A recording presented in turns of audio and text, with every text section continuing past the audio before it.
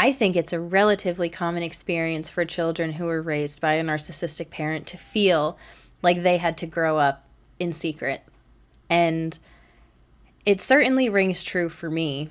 And it wasn't for a really long time that I realized that the roles that my parent and I played were completely switched, where I was the one helping them to figure things out, and I was the one that was always there for them.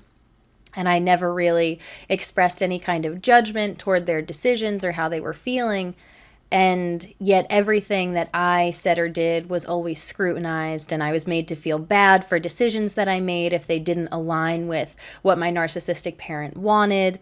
And a lot of the really common experiences of children and teenagers, I think I had to experience those things alone and figure them out in private.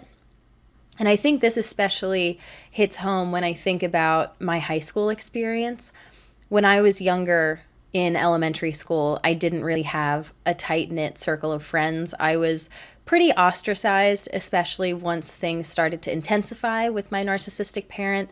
I wasn't ever really allowed to go and hang out with kids my age, with peers of mine, and to develop those relationships outside of just the classroom. But when I was in high school, I was in very demanding classes. I was in all honors classes. I was in, a few extracurriculars and sports. And so there was a certain amount of time that I just had to spend outside of the house around other people. And that was when I really found my first real group of friends. And I think a lot of personal and social development takes place in your early and mid-teenage years.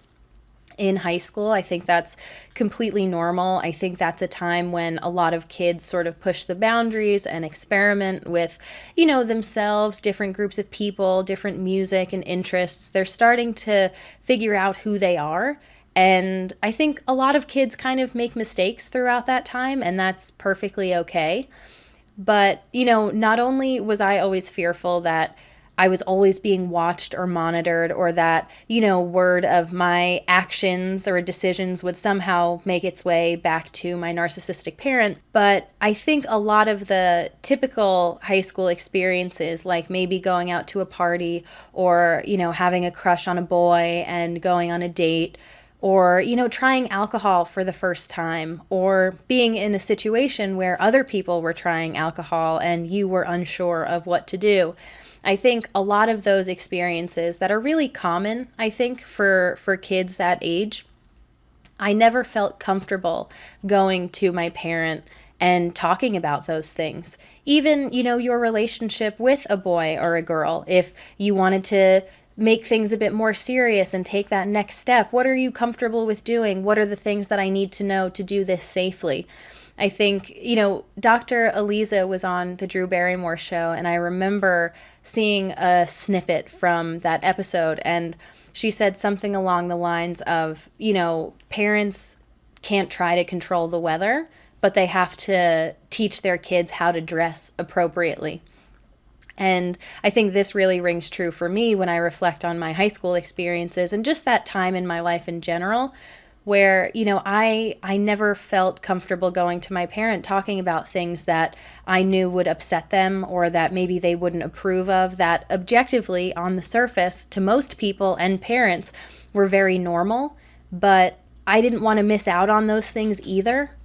And so I did more often than not sort of voluntarily opt out of a lot of the more obvious experiences, but on the rare occasion that, my entire friend group and I kind of built up the courage to maybe go to a party or, to show up in a place where people didn't expect us to show up and, just to do these things that normal kids do. I always felt like I had to navigate these experiences not only alone, but also in private, sort of very secretively. And that's a hard thing to do, because I think being a teenager is confusing enough as it is, with all of the changes that you're going through physically, mentally. My high school career in terms of academics was also very demanding, and so I think I was under a lot of stress. I was probably dealing with a bit of anxiety that was completely unbeknownst to me at the time, because at that point, like for most of my life, I was under the impression that health and all of those things mainly pertain to physical. I didn't think much about mental health or anxiety or nerves or anything like that. I just kind of, I guess, suppressed them or didn't think that they existed or applied to me. And so it's confusing enough as it is, but then you add in, the social element and all of these different situations that you might find yourself in. Maybe what if you do have a crush on a boy and you want to go out on a date and you're not sure where to go or what to wear or how to act, or maybe you do go and they say something that's a little off-putting, or you're put in an uncomfortable position and you want to talk to your parent about it. I feel like it's so crucial. If I ever have a kid one day, I think my biggest goal is to just establish an open and honest line of communication, a complete safe space, just sort of like a judgment-free zone where they feel comfortable coming to me and talking to me about anything. Because at the end of the day, I think that is the role of a parent, is to help guide their kid through life and to offer that comfort and support that they might not receive anywhere else. And it's really difficult to encounter a lot of these experiences for the first time and to feel like you can't go to a parent, to an adult for any kind of guidance, or even maybe just to vent, or maybe things do go well. Maybe you want to go out on a date and you actually really like the person that you went out with, and maybe you want to be boyfriend and girlfriend now, or girlfriend and girlfriend, or boyfriend and boyfriend, and, take those next steps in a relationship, and you want to know how to navigate that. I think more often than not, kids in those positions, it's left up to their peers or the internet or just figuring it out for yourself alone. And it can be so much easier if you have that open and honest line of communication with a parent. I think it's one of the worst things would be to find yourself in an uncomfortable situation and feel like you have to find your own way out of it, or stay in that situation because that might be better than the punishment or the shame that you might feel if you were to reach out to your narcissistic parent and let them know what you were doing or where you were.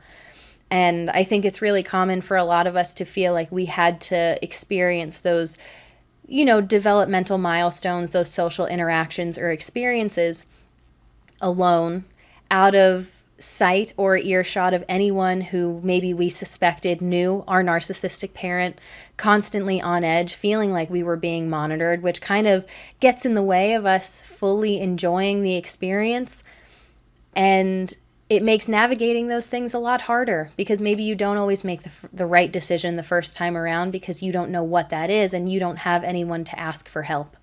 And that was always really difficult for me. I think it had a significant impact on my social development. I remember, wanting to go out on dates, but knowing that that really wasn't allowed, even into my late teens, early 20s, feeling like I had to ask permission to do those things.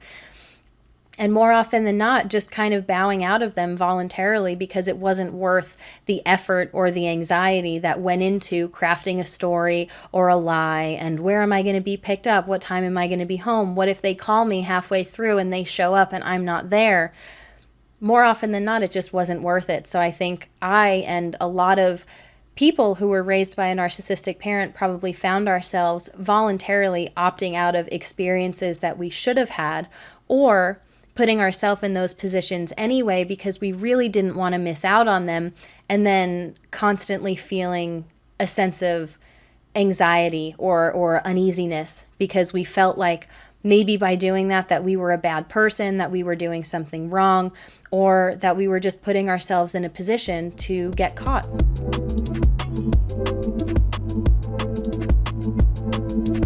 Thanks so much for watching. If you enjoyed this video and want to see more, be sure to give it a like and subscribe to my channel. I am not a professional. I don't claim to be one, but a therapist once told me that I am an expert in my own experience. And I want to speak about these topics candidly so that anyone who has experienced or is currently experiencing something like it knows a little bit more about what to expect, how to respond, and that you're not alone.